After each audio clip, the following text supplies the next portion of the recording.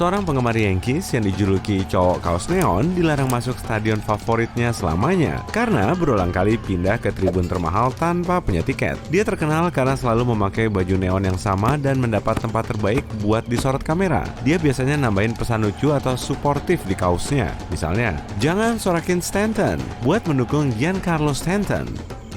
Pengertian banget. Perilaku kayak cowok kaos neon ini bisa bikin kamu dilarang masuk stadion. Meskipun memang gak sesimpel itu sih. Kalau kamu pengen nyoba niru cowok ini, kamu harus benar-benar bikin terkejut manajemen stadion. Misalnya, terlibat atau memulai perkelahian, atau bisa juga masuk ke lapangan. Kamu juga bisa nyoba beli banyak tiket online, lalu menjualnya lagi dengan harga tinggi ke penggemar lain. Bawa suar atau kembang api ke stadion, meneriakkan kata yang gak senonoh, atau melempar sesuatu ke lapangan juga bakal bikin kamu gak akan bisa menonton tim kesayanganmu secara langsung di lapangan. Nonton di rumah aja, kalau bisa. Kebanyakan tim bisa nentuin sendiri siapa yang boleh tetap nonton dan siapa yang harus diusir. Jadi nggak ada daftar pelanggaran khusus yang bikin kamu dilarang masuk stadion. Kadang hal itu malah berakhir jadi situasi yang menarik. Ada penggemar yang dilarang nonton semua acara di suatu arena, termasuk konser. Ada juga penggemar yang dilarang nonton di kandang tim favorit mereka, tapi boleh kalau pertandingan tandang. Pada tahun 2015, NFL resmi melarang penggemar yang tidak dibolehkan nonton di stadion kandang timnya untuk ikut nonton di stadion lain. Penggemar yang ketahuan melakukan sesuatu yang bisa bikin mereka dilarang datang lagi akan dibawa ke area terpisah. Di sana, mereka menandatangani kontrak yang menyatakan mereka setuju pada larangan itu sebelum kemudian diusir. Ini bagian proses yang penting, karena kontrak ini bisa dipakai di pengadilan kalau penggemar itu mencoba menyelinap di stadion di kemudian hari. Sebagian stadion juga memotret penggemar itu dengan kontraknya biar mereka makin merasa bersalah dan memberikan foto mereka ke petugas keamanan. Tapi hal itu nggak bikin beberapa penggemar kapok. Di tahun 2011, tim Havant and Waterloo bermain melawan Dorchester. Penggemar kedua klub sepak bola Inggris ini menyaksikan seseorang masuk ke lapangan. Seorang cowok yang memakai mankini dan wig lari ke lapangan sebelum ditackle pemain sekaligus pelatih Dorchester, Ashley Vickers. Tapi yang bikin Vickers benar-benar kaget adalah dia malah diganjar kartu merah. Ada juga penggemar yang dijuluki Jimmy Jam. Dia jadi seleb internasional karena bikin ulah di beberapa acara besar, mulai dari Eurovision Song Contest, Formula One, sampai pertandingan UEFA. Total denda yang harus dia bayar jumlahnya lebih dari 3 miliar rupiah. Di final UEFA Euro 2004, dia melempar bendera FC Barcelona ke kapten tim Portugal yang pindah dari klub itu ke klub rival utama mereka. Sesaat sebelum final Piala Dunia 2010 di Afrika Selatan, Jimmy Jam lari ke lapangan dan mencoba memakaikan baretina, topi tradisional Mediterania, ke trofi Piala Dunia. Tapi dia berhasil dicegah petugas keamanan. Menanggap penggemar kayak gitu dan melarangnya masuk stadion emang gampang.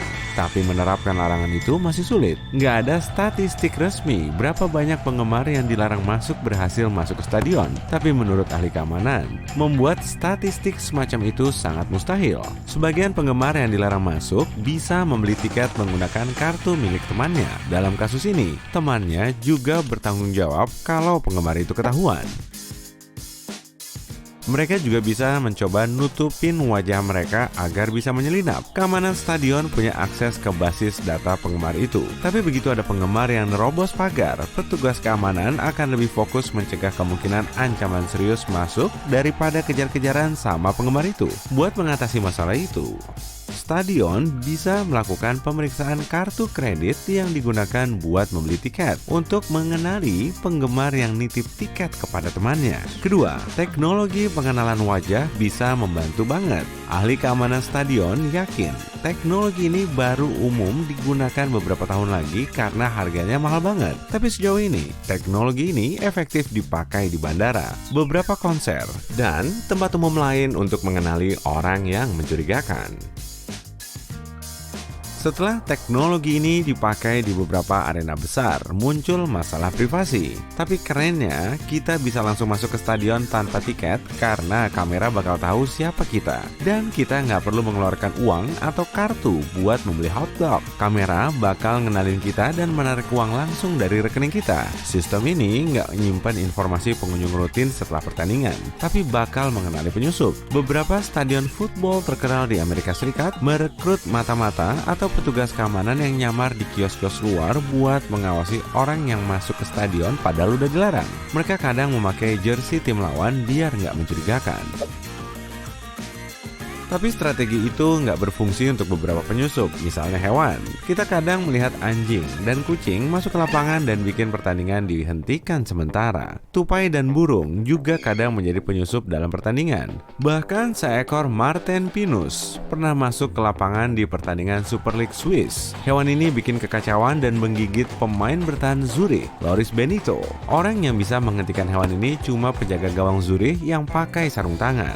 Final Euro 2016 antara Prancis dan Portugal di pinggiran Paris nggak bakal tercatat dalam sejarah sebagai pertandingan sepak bola paling seru. Tapi semua orang yang ada di sana dan jutaan orang yang menontonnya secara online bakal ingat ribuan ngengat yang menyerbu stadion sebelum kick-off. Staf lapangan bikin kesalahan dengan menyalakan lampu sorot semalaman. Lampu itulah yang menarik ribuan ngengat yang mengerubungi lapangan, tribun, dan reklame. Mereka bahkan berani menyerang Cristiano Ronaldo. Anggap aja kamu berhasil meyakinkan temanmu buat beliin kamu tiket dan kamu berhasil menghindari penjaga dengan kubis palsu. Apa yang bakal terjadi sama kamu kalau kamu ketahuan? Setiap stadion dan liga olahraga punya aturan sendiri soal ini. NFL cukup ketat soal itu. Jadi, kalau kamu diusir dan dilarang masuk salah satu stadion mereka, kamu juga dilarang masuk stadion lain. Stadion yang jadi bagian Major League Baseball sering memberlakukan larangan beberapa tahun. Kadang larangannya entah sampai kapan atau malah seumur hidup. Setelahnya, kamu baru boleh masuk. Enggak kok, bercanda. Di Liga Premier Inggris, penggemar yang masuk lapangan membawa suar ke stadion atau melakukan hal serupa nggak dijebloskan ke penjara, tapi bisa dikenai sanksi football banning order. Kalau melanggar, mereka bisa dipenjara 6 bulan. Kalau parah, larangan itu bisa berlaku 10 tahun. Artinya, kamu nggak boleh masuk stadion sepak bola di Inggris Raya dan nggak bisa nonton pertandingan tim nasional meskipun diselenggarakan di luar negeri. Kadang, pelaku pelanggaran diminta menyerahkan paspornya. Ini terjadi kepada lebih dari 1.300 penggemar dari Inggris dan Wales sebelum Piala Dunia di Qatar. Dan nggak peduli kamu dari negara mana, meskipun kamu berperilaku baik pas menyelinap ke stadion setelah dilarang, kamu bisa digugat karena masuk tanpa izin. Kalau ini bukan pelanggaran pertama, biasanya kamu akan diganjar denda besar atau dituntut secara hukum. Tapi ada satu orang yang nggak dihukum saat masuk ke lapangan NFL di Championship Game tahun 1958 antara Baltimore Colts dan New York Giants di Yankee Stadium. 68.000 penggemar agak terbawa suasana sampai nggak sengaja memutus kabel penyiaran NBC. Pertandingan itu sebentar lagi selesai, jadi mereka harus cepat-cepat memikirkan solusinya. Jadi NBC mengutus manajer bisnis mereka yang mencatat statistik di hari pertandingan untuk lari ke lapangan setelah time out. Petugas cukup lama mengejarnya sehingga memberi waktu buat NBC menyambungkan kembali siaran dan cuma terlewat permainan pertama usai time out. Itu jadi pertandingan kejuaraan NFL pertama dan satu-satunya yang berakhir dengan babak tambahan.